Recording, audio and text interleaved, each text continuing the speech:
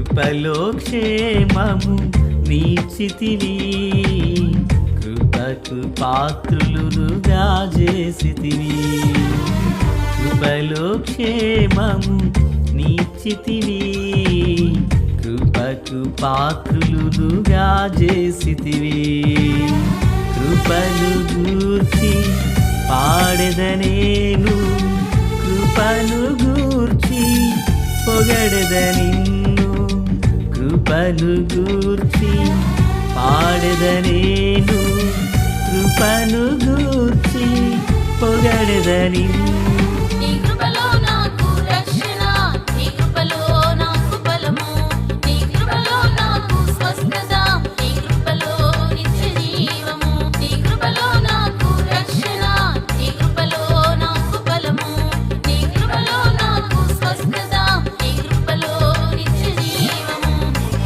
కృపలో క్షేమము నీచితివి, కృపకు పాత్రులుగా చేసితివి.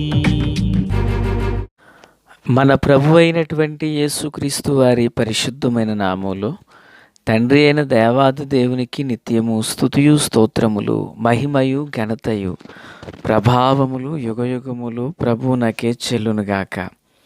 ఆత్మీయులారా, బాగున్నారు కదా? దేవుని మహాకృపను బట్టి మరొక పర్యాయము మనం ఇలాగున దేవుని వేదవాక్యమును ధ్యానించే కృపాభాగ్యం మహాదేవుడు మనకు అనుగ్రహించున్నారు. దయగలిగిన ఆయన ఆత్మచేత సమభూమి గల దేశమున ప్రభువు మనలందరినీ నడిపించునుగాక. నేటి దినాన వాక్య ధ్యానము కొరకైన భాగము ద్వితీయోపదేశ కాండము 15వ అధ్యాయము 11 నుండి 10 వరకున్న వచనాలను మనము ధ్యానం చేయబోతున్నాము. ప్రియులారా, దీని కొరకైన మూలవాక్యమై 18వ వచనం చివరి మాటను నేను చదువుచున్నాను. అలాగైతే నీ దేవుడైన యెహోవా నీకు చెయ్యువాటన్నిటి విషయములో నిన్ను ఆశీర్వదించును. ప్రార్థన. మహాపరిశుద్ధుడా, ప్రేమగల తండ్రి, కృపగలిగిన దేవా, స్తోత్రాలు. చదవబడి ఉన్న వాక్యము మీది, వినుచున్న వారందరూ మీ వారు. మీ దాసుడనైన నన్ను పూర్ణముగా మరుగు చెయ్యండి. మీ దైవస్వరమును వినిపింపచేయండి. ఆశ్చర్యకరమైన మీ మహాకృప మెండుగా మాకు దయచేయమని ప్రార్థిస్తున్నాం. మీ స్వరాన్ని మాకు వినిపింపచేయమని యేసయ్య మహోన్నతమైన నామంలోనికి ప్రార్థించిన మనవులన్నీ పొందియున్నామని నమ్ముచున్నాము. మా పరమ తండ్రి, ఆమేన్. ఆత్మీయులారా, బాగున్నారు కదా? ఈ చదవబడినటువంటి వాక్య భాగాన హెబ్రీయుడైన ఒక దాసుడు తాను విడుదలను గూర్చినటువంటి విషయాలు ఇందు రాయబడ్డాయి. ఇజ్రాయేలులోనికి ఒక వ్యక్తి దాసుడుగా అమ్మబడితే ఆ వ్యక్తి, ఆ మనుషుడు 6 సంవత్సరములు ఊరకనే అతడు దాసునిగా పనిచేయాలి. 6 సంవత్సరములు అయిపోయిన తర్వాత 7వ సంవత్సరమున ఏమీ ఇయ్యకయే అతడు ఆ యజమానుని యొద్ద నుండి విడుదల పొందవచ్చు. ఆ విడుదల పొందబో సంవత్సరాన ఈ యజమానుడట తనకు కలిగిన దానిలో నుండి కొంత అవశ్యముగా వానికి ఇవ్వవలెనని 14వ వాక్యం చివరి మాటల్లో ప్రభు చెప్పుచున్నారు. నీ దేవుడైన యెహోవా నిన్ను ఆశీర్వదించి నీకు అనుగ్రహించిన దానిలో కొంత వానికి ఇయ్యవలెను అంటున్నాడు. అయితే అతడు నీ యొద్ద అతడు దాసుడు ఉండుట వలన అతనికి మేలు కలిగినదని అతడు ఎంచినట్లయితే ఆ మేలు పొందినటువంటి అతడు, యజమానుడా నేను వెళ్ళను, నీ యొద్దనే ఉంటానని చెప్పినప్పుడు అతని గుమ్మము యొద్దకు తీసుకుని వచ్చి ద్వారబంధం దగ్గరికి కదరుతో తన చెవిని పొడవాలి. అప్పుడు ఆ వ్యక్తి ఇక తరువాత కాలాన అతడిక మీదట ఆ యజమానునితోనే ఉండేటువంటి అవకాశం లేక భాగ్యం అతడు కలిగి ఉంటాడు. దేవునికి స్తోత్రం. ఇది ఇలాగున జరిగినట్లయితే పిల్లరా 18వ వచనం చివరి మాటలో ప్రభువారు అంటున్నారు, నీకు చెయ్యి వాటన్నిటి విషయంలో నిన్ను ఆశీర్వదించుతును అంటున్నారు.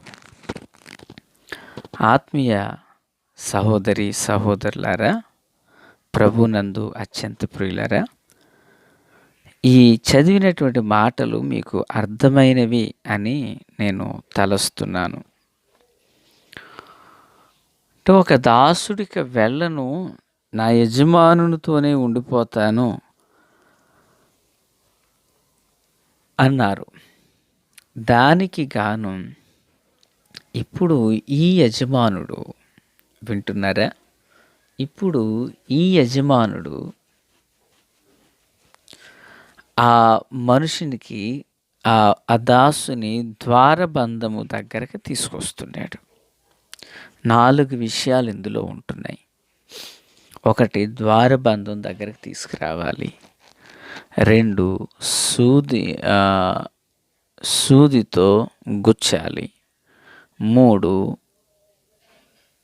గుచ్చిన తర్వాత రక్తం కారాలి. ఆ తర్వాత సూది తీసేశాక రంధ్రం పడాలి. ఇవి 4 అనుభవాలు. ఉపదేశ క్రమంలో ఈ 4 అనుభవాలు శ్రేష్టమైనటువంటివి.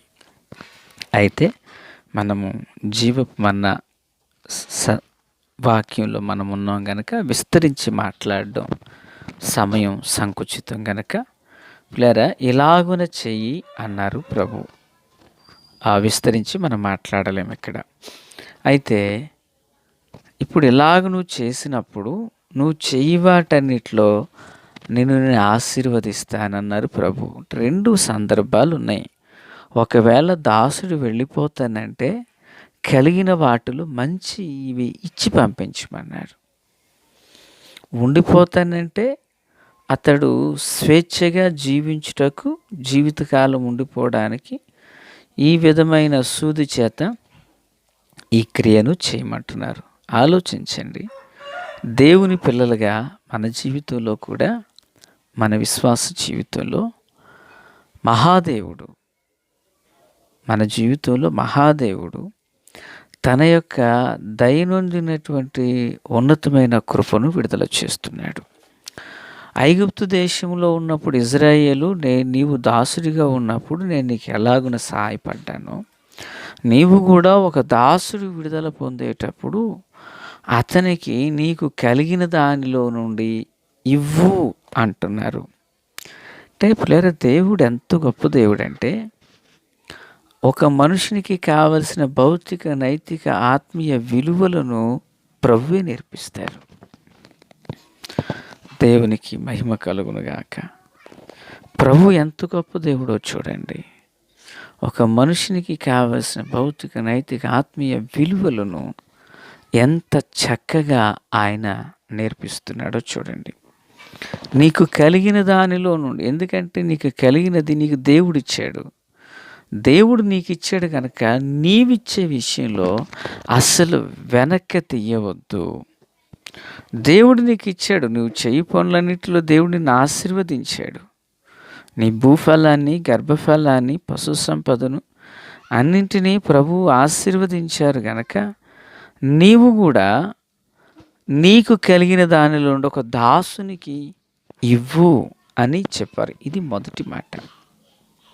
నువ్వివ్వు, అప్పుడు నీవు చెయ్యి వాటన్నిటి విషయంలో నేను ఆశీర్వదిస్తాను.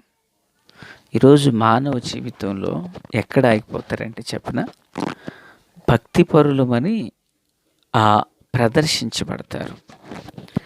ప్రార్థన సుదీర్ఘంగా చేస్తారు. ఇంకొక మాట, అందరు ఇలా ఉంటారు అనుకోదు సుమి. కానీ దేవుని నామంలో కొందరు దేవునికి సేవ కొరకు కానీ, పరిచర్య ఖర్చు పెట్టుటకు కానీ, తమకు కలిగిన దానిలో ఇతరులకు పెట్టుటకు కానీ వారు చాలా ముందంజలో ఉంటారు.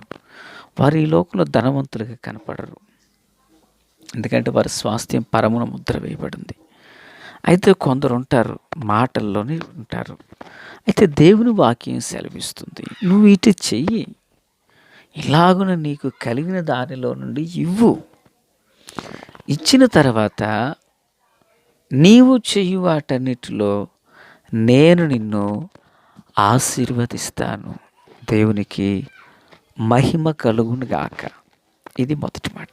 ఇక రెండవది ఏమంటున్నారు, లేదా దాసుడు ఉండిపోతానన్నాడు. ఉండిపోతానన్నప్పుడు ఏం చేయమంటున్నాడు, కదరు చేత పట్టుకుని ద్వారం దగ్గరకు తీసుకొచ్చి ఆ వ్యక్తికి చెవికి పొడిచి రంధ్రము చేసి రక్తము కారునట్లుగా చేయండి. ఒకవేళ దాసి ఉన్న దాసుడైనా అతనికి పెళ్ళైన వాళ్ళందరూ నీతో ఉండిపోతారనేదే దేవుడు సెలవిచ్చిన మాట. వెళ్ళిపోతానంటే కలిగిన దాంట్లో ఇవ్వు, ఉండిపోతానంటే నిబంధన చేసినట్లుగా ఆ వ్యక్తులు ఇక నీతో ఉండిపోతారు వాళ్ళు. ఎందుకంటే నీ ద్వారా వాళ్ళకి మేలు కలిగింది, వాళ్ళ ద్వారా నీకు మేలు కలిగింది. చూడండి, జీవన విధానాన్ని దేవుడు ఎంత గొప్ప చేస్తున్నాడు అక్కడ. వాళ్ళ ద్వారా నీకు మేలు కలిగింది, దాసుల ద్వారా పనిచేశారు, యజమాని ద్వారా వాళ్ళకి మేలు కలిగింది, వాళ్ళు ఉండిపోవాలనుకుంటున్నారు. ఉండిపోండి. ఎలా ఉండాలి? ఇదిగో ఓ వడంబడిక వలె ఇలాగున ఈ ప్రక్రియను చేయండి, సూది చేత గుచ్చండి అన్నారు. అంటే ఒక వ్యక్తి ఒక ఆత్మీయ బాంధవ్యం కలిగి ఉండాలంటే సూది చేత పొడవబడిన వ్యక్తి అయి ఉండాలి. ఆ యజమాని స్థానంలో ప్రభు ఉన్నారు, దాసుని స్థానంలో నేను నీవు మనం ఉన్నాం. మనము దేవునితో కూడా అట్టి ఆత్మీయ బాంధవ్యంలోకి మనం రావాలంటే వాక్యం అనే సూది చేత మనం ప్రతిదినం పొడవబడుతూ ఉండాలి. వాక్యం చేత గుచ్చబడిన వారు సంఘంలోనికి చేర్చబడ్డారు, ప్రభు శరీరంలో అంటుకట్టబడ్డారు. మనం కూడా అలా అంటుకట్టబడాలి. ప్రభు కృప తోడై ఉండును గాక. అలాగనంటూ కట్టబడితే వాక్యం సెలవిస్తుంది, చేయు పనులన్నింటిలో దేవుడు మనల్ని ఆశీర్వదిస్తాడంట. ఆశీర్వాదమునకు ప్రభు మనలను పాత్రులుగా చేయునుగాక. ఆమేన్. తండ్రి దేవా స్తోత్రం. వాక్యం అందరి హృదయాల్లో ఫలభరితం చేసి మేలుతో నింపి నడిపించండి. మీ దీవెన దయచేయండి. ఈ దినచర్యలో తోడై ఉండండి. మా ప్రియులందరినీ ఆశీర్వదించండి. గ్రూపు నందున్నవారు, అలాగే నీ వాక్యం వింటున్న ప్రియులు అందరిపై మీ దయా కనికరములుండునుగాక. యేసు నామమున ఆమేన్. Praise the lord.